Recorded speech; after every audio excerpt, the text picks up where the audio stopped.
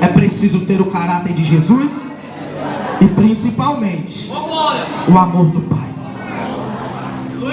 Você vai ver que era uma igreja que buscava os dons, porque o capítulo 12 da primeira epístola e o capítulo 14, 13, Paulo ele vai tratar diversos assuntos a respeito disso.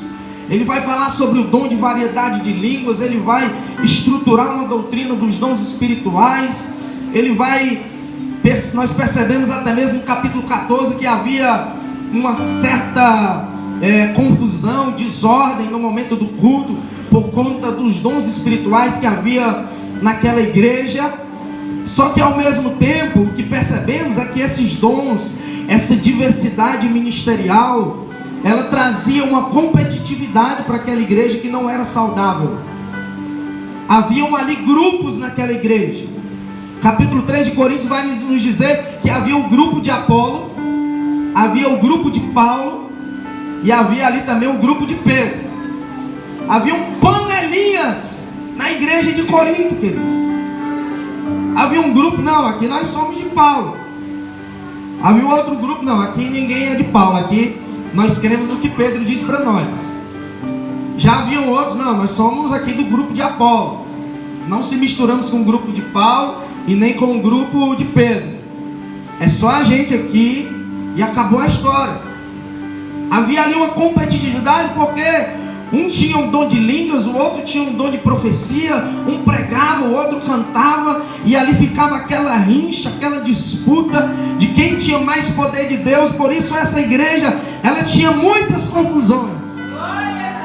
Aí o apóstolo Paulo vai escrever o capítulo 13 de Coríntios, onde ele vai dizer que mesmo que você tenha o dom de falar a língua dos anjos, se não tiver amor, de nada vale.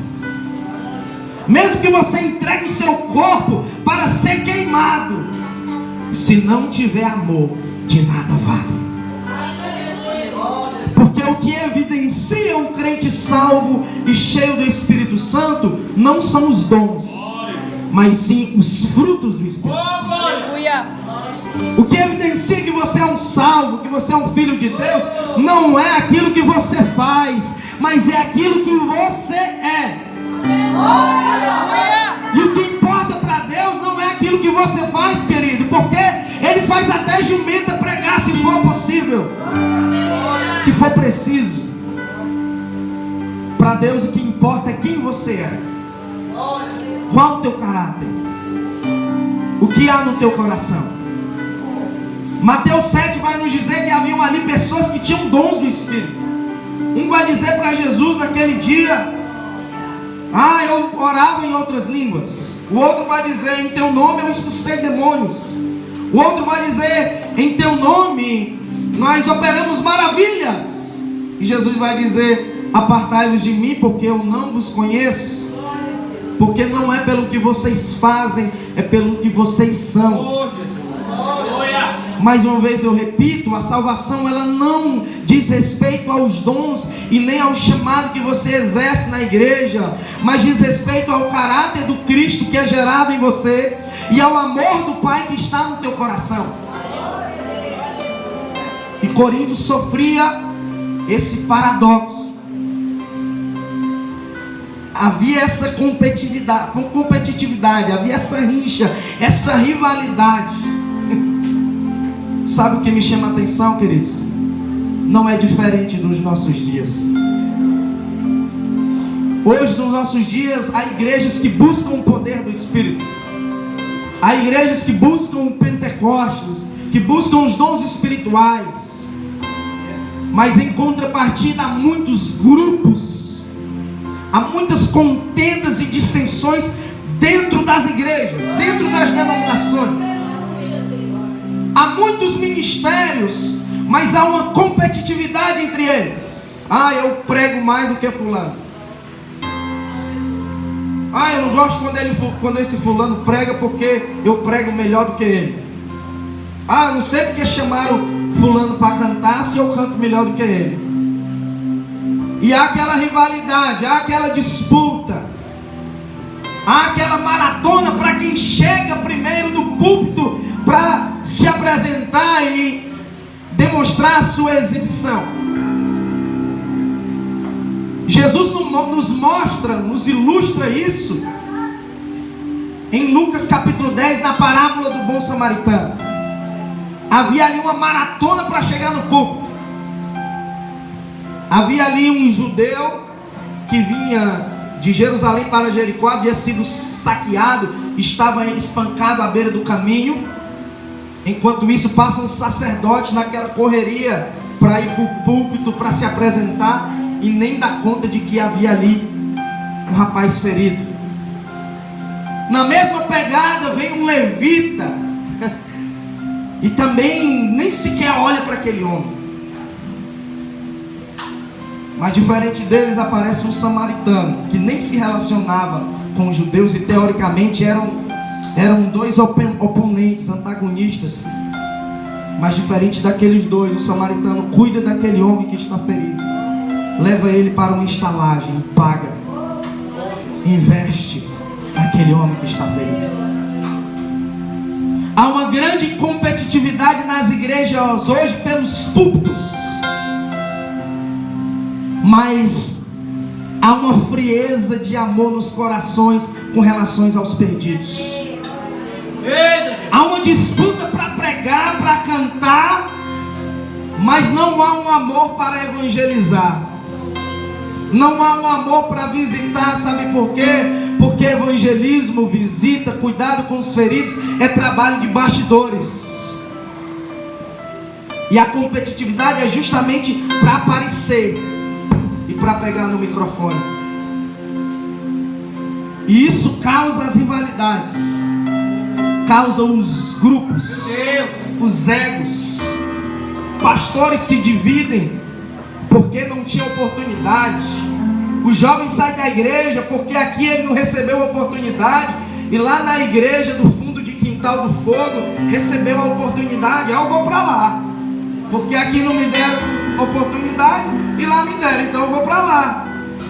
Então você está procurando microfone, não Jesus.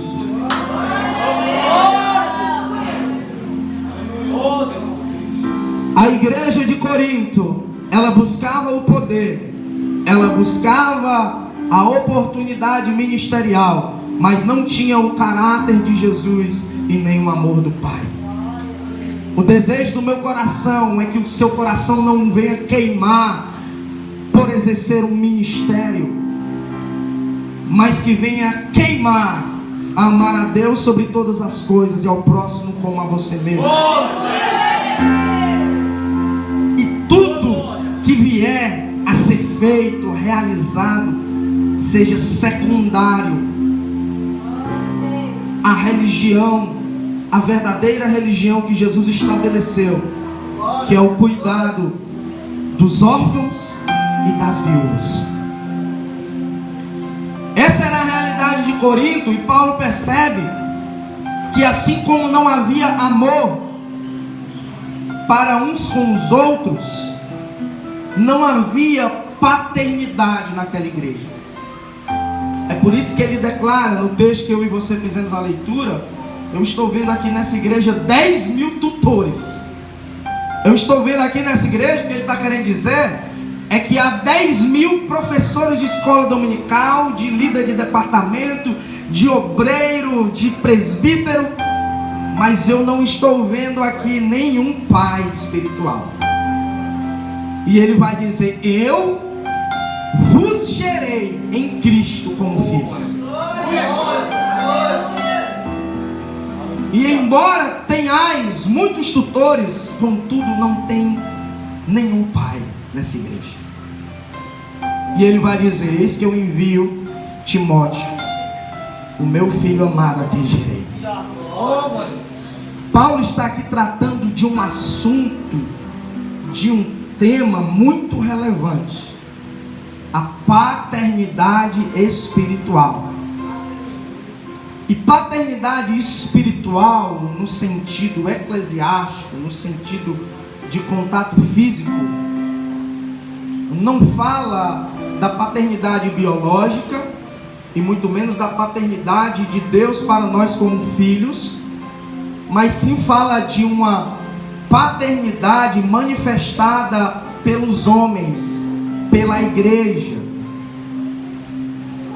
E sabe o que nós percebemos, querido? Que a mesma ausência que Paulo percebeu na igreja de Corinto, percebe-se hoje também nas nossas igrejas. Não há pais espirituais. Não há pessoas que queiram gerar filhos em Cristo. E entenda que essa minha expressão não diz respeito ao sentido biológico, mas ao sentido espiritual. Paulo gerou aquela igreja e chamava eles de filhos. Paulo gerou Timóteo e chamava ele de filho. E não temos visto nas igrejas hoje pessoas gerarem filhos espirituais para Deus. Não há essa preocupação, queridos. Não há esse objetivo. E o que é a paternidade espiritual, irmão Alberto Júnior? É uma resposta à orfandade espiritual. O que é orfandade espiritual? Orfandade é a ausência de um pai. E essa orfandade, ela pode se manifestar na vida de um indivíduo de duas maneiras. Existe o órfão de pais vivos e o órfão de pais mortos. O órfão de pais mortos é aquele que o seu pai morreu e ele simplesmente não tem pai. E vai ser criado ou pelos avós, ou vai ser abandonado na rua, ou vai ter que morar no orfanato, ou vai ser adotado pela igreja. Mas há também o órfão de pais vivos. É aquele que foi gerado por um pai, biologicamente, registrado por um pai, mas o pai, ele é ausente. O pai não tem um relacionamento com aquele filho, porque o pai trabalha a semana toda e no fim de semana o pai vai para os bares encher a cara. Aquele pai, ele abandona a mãe e o filho é criado por uma mãe solteira. A mãe supre, o amor de mãe supre, mas a ausência do pai no mundo espiritual, ela é insubstituível. E no Brasil principalmente existe um espírito de orfandade sobre o Brasil no mundo espiritual, justamente porque a padroeira do nosso país é justamente uma mulher segurando uma criança. Não há ali a figura de um pai. Não se sabe se realmente aquela criança é daquela mulher. E no mundo espiritual isso foi determinado sobre o nosso país. Foi determinado. E quando você olha para a estrutura familiar brasileira, você vai perceber que na sua grande maioria há justamente esse ponto em que mulheres foram abandonadas por pais irresponsáveis, filhos foram criados de longe, simplesmente pelo sustento de uma pensão. E talvez estejam até pessoas aqui essa noite, eu não vos conheço, que vivenciam essa situação e sabem exatamente a importância daquilo que eu estou falando aqui. Que um pai, ele é insubstituível. Não só a ausência física, mas principalmente a ausência espiritual. Não existe coisa pior, querido, para um filho que ser criado por um pai que não vive segundo a vontade de Deus. Aquele filho vai sofrer, aquele filho vai aprender muitas coisas que não deveria aprender. E é nesse fato de orfandade que assola a sociedade brasileira, que assola a sociedade cearense, tururuense, é que a igreja deve agir. É justamente nessa lacuna que os pais devem manifestar o amor paterno de Deus a favor dos órfãos. É nesse sentido que o homem de Deus, ele vai se aproximar daquele órfão. vai cuidar daquele órfão, vai dar afeto àquele órfão, vai acompanhar aquele órfão, discipular aquele órfão, se assentar à mesa com ele e vai gerar ele em Cristo. Paternidade é uma revelação. Paternidade não é um cargo. Paternidade não é um ministério. Não existe uma consagração onde o pastor ele aponta alguém, ó, você vai ser pai espiritual. Não, não é um cargo. Paternidade é uma revelação no coração daqueles que desejam manifestar o amor paterno de Deus para com os órfãos. Não é algo que você escolhe, é algo que é gerado em você. Porque você reconhece que era órfão e Deus te adotou, ou alguém te adotou, e você consegue reconhecer essa orfandade no seu próximo. Então você faz justamente aquilo que Paulo fez. Você adota aquela pessoa no mundo espiritual. Glória a Deus. Se puder adotar no mundo físico, irmão, no mundo biológico, melhor ainda. Salmo 68 vai nos dizer que Deus é um pai para os órfãos. Mas dentro das suas limitações, a sua adoção a um órfão no mundo espiritual vai mudar a história dessa pessoa pelo resto da vida. Glória a Deus. Oh, Jesus. É algo restaurador. É algo impactante. Quando Deus coloca um desejo no teu coração para gerar filhos. O pai espiritual, ele não é apenas um ganhador de alma. Quem ganha almas é o evangelista, o missionário. O pai espiritual é aquele que cuida, que discipula, que prepara e envia. Oh, glória a Deus. Aleluia. O filho só sai de perto do pai quando ele é enviado. E por que há poucos pais espirituais nas igrejas, irmão Beto Júnior? Porque é um trabalho de pouca visibilidade. Não é um trabalho de púlpito. Não é um trabalho onde você vai aparecer. É um trabalho de bastidores.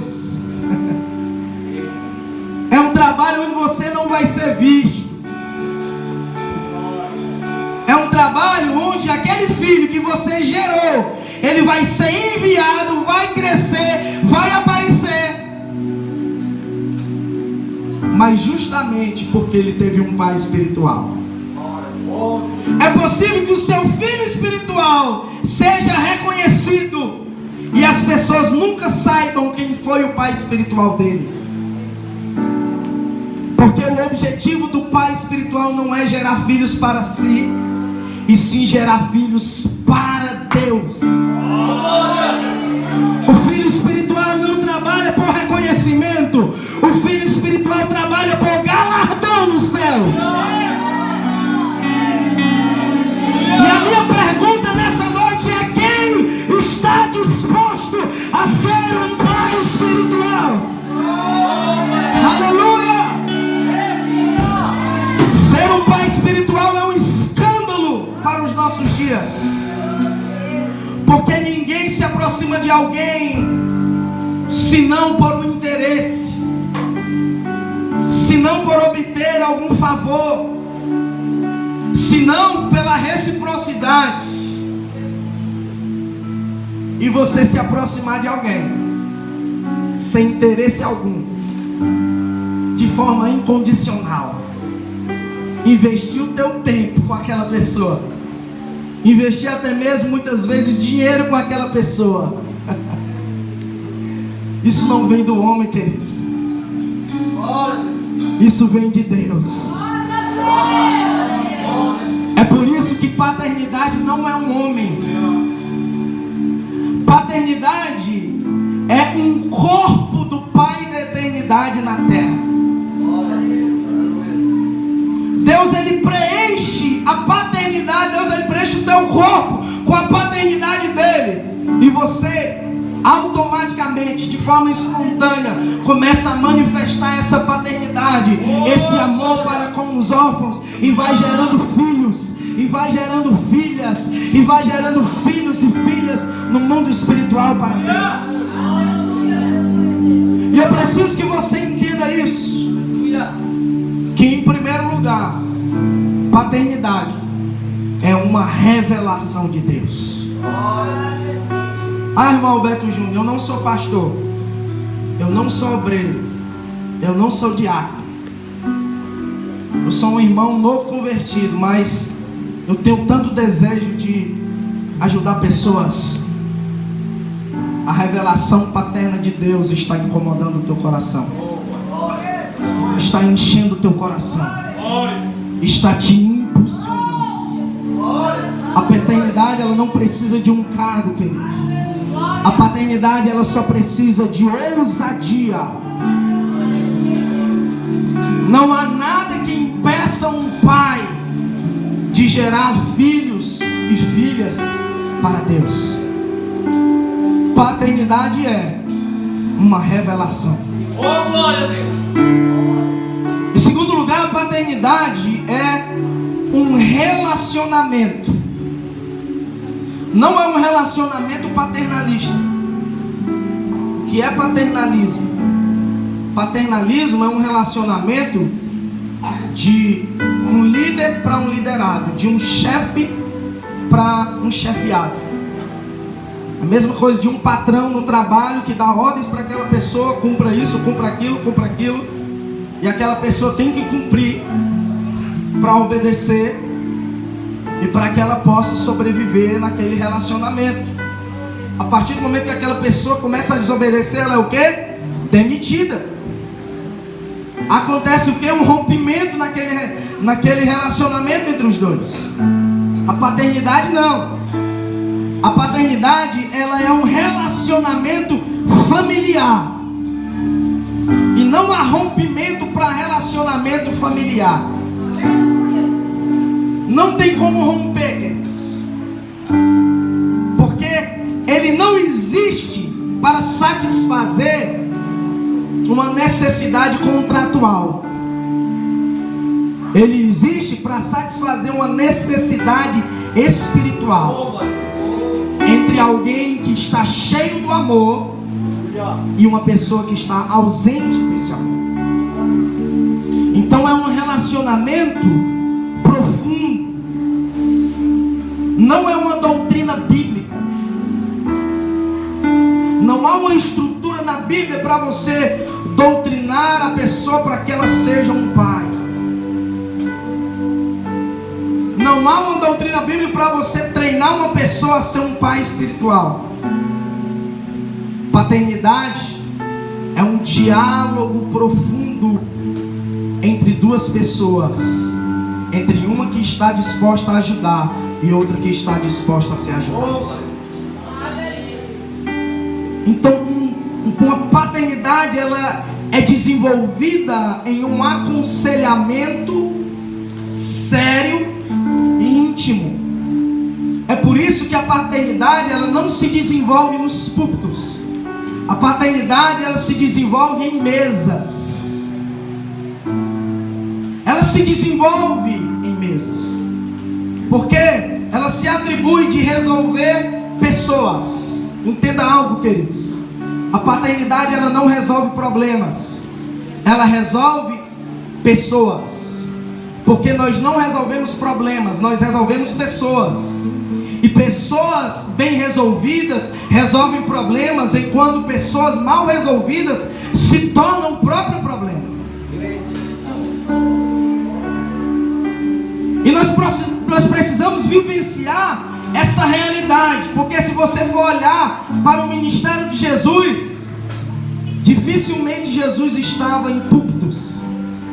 Constantemente Jesus estava em mesas. O ministério de Jesus, ele se resume nas mesas. E hoje nas igrejas nós temos uma falha terrível de comunicação, porque são muitos púlpitos e poucas mesas. E quando há mesas, faltam talheres e sobram tesouras. Então essa falha terrível de comunicação, de diálogo entre os irmãos. Diálogo esse que era desenvolvido por Jesus e pela igreja primitiva. Constantemente eles estavam em comunhão. Constantemente eles estavam na mesa. E onde há uma falha de comunicação, ali há confusão, queridos. Sabe como a maioria dos problemas são resolvidos hoje nas igrejas? Através do fuxico. E Satanás, ele tem 3 secretárias: a me disseram, a me falaram e a me contaram. São as 3 secretárias de Satanás que causam discórdias, contendas, dissensões nas igrejas. E a Bíblia diz em Provérbios que 7 coisas Deus abomina, 6 coisas Deus abomina, 6 coisas Deus detesta e a 7ª ele abomina. E o que é que ele abomina? O semeador de contendas. As 3 secretárias. Nós precisamos começar a desenvolver um relacionamento de mesas. Sabe como essa primeira epístola do apóstolo Paulo aos Coríntios se desenvolveu? Se desenvolveu através de um fuxico. No capítulo 1 você vai ver uma irmã de Corinto chamada Chloe. Ela vai visitar Paulo na prisão e começa a contar os problemas da igreja. Aí Paulo pega o fuxico daquela mulher e transforma em uma epístola. É dessa forma que são resolvidos os problemas nas igrejas hoje. Chega alguém, não nessa igreja, mas eu falo de outras igrejas que temos andado por aí. Chega uma pessoa, fuxica algo para o pastor. O pastor nem procura saber, já disciplina aquela pessoa. Aquela pessoa tem família, tem irmão, tem primo. Já causa uma confusão, já causa uma desordem. Muitas roupas sujas não são mais lavadas nos gabinetes, são lavadas nos púlpitos. E exortação sem piedade, queridos, é pedrada. E não sara, acaba ferindo as pessoas. Então são muitos púlpitos ferindo pessoas e poucas mesas. Deixa eu dizer algo para você. Um dos textos mais conhecidos na Bíblia é Atos capítulo 2. Um dos textos mais conhecidos, dia de Pentecostes. E na nossa mentalidade nós temos a ideia de que aquele episódio ele aconteceu em um culto, não é verdade? Em uma igreja onde as pessoas estavam ali reunidas e houve aquele mover do Espírito Santo, aquele poder, aquela difusão do Espírito naquele lugar. Mas na verdade, se você for ler o capítulo 1, o verso 13, você vai descobrir que eles estavam em uma casa. Eles estavam exatamente em um dos compartimentos chamado de cenáculo, que era o 3º compartimento de uma casa nobre daquele tempo, que era utilizada como cozinha. E o capítulo 1 vai dizer que eles estavam no cenáculo, e o capítulo 2 vai dizendo que é uma continuação, onde eles estão aqui, estavam todos reunidos aonde? No mesmo lugar. Que mesmo lugar? No mesmo lugar do capítulo 1, no cenáculo. Eles estavam em uma cozinha, irmão sábio. É por isso que quando o Espírito Santo veio, eles estavam assentados. Sabe por quê? Porque eles estavam em uma mesa. O mover do Espírito Santo, a descida do Espírito Santo não veio em um culto. Ela veio em uma mesa. E todos foram cheios do Espírito Santo. Quando a igreja começar a perceber e a compreender a importância de uma mesa, não haverá mais disputas pelos púlpitos. Precisamos começar a desenvolver essa cultura de paternidade na mesa, queridos. Porque nós estamos desenvolvendo os nossos propósitos em grupos de WhatsApp. Faz um grupo, vamos marcar tal coisa, vamos resolver isso, tal dia vai ser o culto, e fica todo mundo distante naquele grupo de WhatsApp. E um escreve uma coisa, o outro interpreta de uma forma, porque não é uma voz que está falando. E o tom de voz, ele muda a compreensão e a interpretação. A pessoa acha que foi uma indireta, acha que foi uma piada, e depois que enviou, irmão, não adianta apagar, porque até o WhatsApp disse que você apagou. Então há esse distanciamento, há esse rompimento no relacionamento. E eu tenho entendido uma coisa esses dias, e eu tenho dito isso para todas as pessoas, e tenho justamente chamado a atenção para que o Brasil ouça isso, que é tempo de deixarmos de desenvolver propósitos em grupos de WhatsApp e começarmos a desenvolver propósitos nas mesas.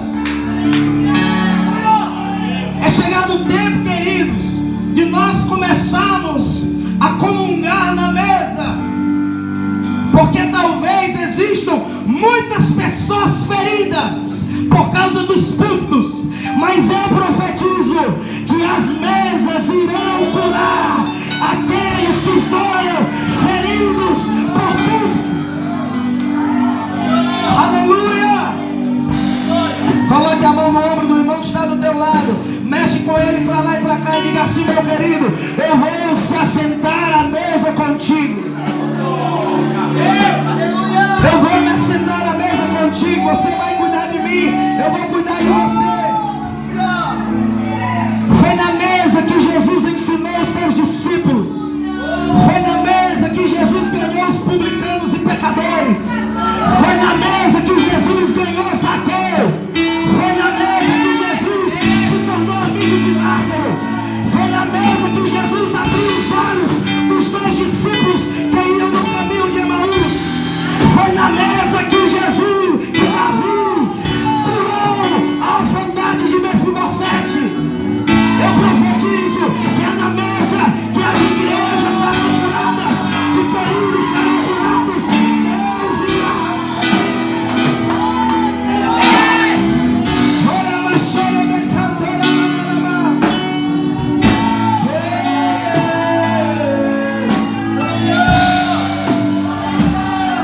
Muitos estão procurando um púlpito e Deus está procurando uma mesa. Aleluia! Deus está procurando uma mesa. Não é sobre um relacionamento de superioridade com inferioridade, mas é sobre um relacionamento de igualdade, de isonomia. João 13 vai nos dizer que Jesus estava na mesa com os seus discípulos. De repente ele levanta da mesa, pega uma vasilha de água, uma toalha e começa a lavar os pés dos seus discípulos. Tamanha a humildade de Jesus. Não era um relacionamento de superioridade. Mude a forma de você receber os irmãos na sua casa, queridos. Deixe de dispensar o irmão da calçada. Chama o irmão para dentro da sua casa, coloque ele numa mesa. Coloque um café, um pão. E dialogue, se aproxime, se relacione, crie laços. Isso é um coração paterno de Deus. Já fui em muitos cultos aí pregar, queridos, onde não ofereceram sequer um copo com água para mim. E eu louvo a Deus que hoje o irmão Sávio, desde o começo da semana, ele insiste, que a mãe dele preparou um jantar e ele quer assentar na mesa comigo. Sabe por quê? Porque há um coração paterno na vida do irmão Sávio. E é esse coração paterno que Deus, Ele deseja desenvolver e manifestar na tua vida. Irmão, deixa de ser mão de vaca, irmão. Terminou o congresso, chama 3 irmãos, paga uma pizza para eles. Olha pro irmão que está atrás e diz assim: irmão, deixa de ser. Deixa Deus te usar, irmão. Diz assim: deixa Deus te usar, profeta. Alimente quem está com fome, irmão. Crente come, irmão. Mesmo que ele tenha jantado, ele janta de novo. Crente não bebe, crente não fuma, não vai à diversão do crente é comer. Aleluia!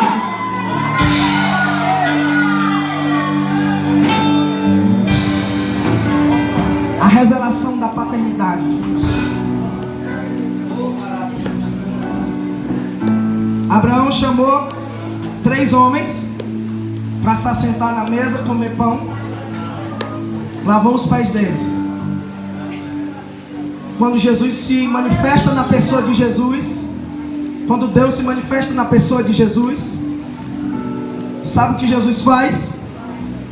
Jesus vai contar uma parábola. Mateus capítulo 13, verso 33, Jesus vai dizer: o reino de Deus é semelhante a uma mulher que pegou a massa de flor de farinha e fez 3 pães. Sabe de quem Jesus está falando aqui? De Sara, a mulher de Abraão, fazendo 3 pães para aqueles 3 homens: o Pai, o Filho e o Espírito Santo. Não para por aí. Jesus fez uma mesa de ceia e partiu o pão com aqueles 12 homens. Os israelitas eram chamados de filhos de Abraão. Todos chamavam Abraão de pai. Abraão lavou os pés de 3 homens de Deus, 3 teofanias, 3 manifestações visíveis de Deus.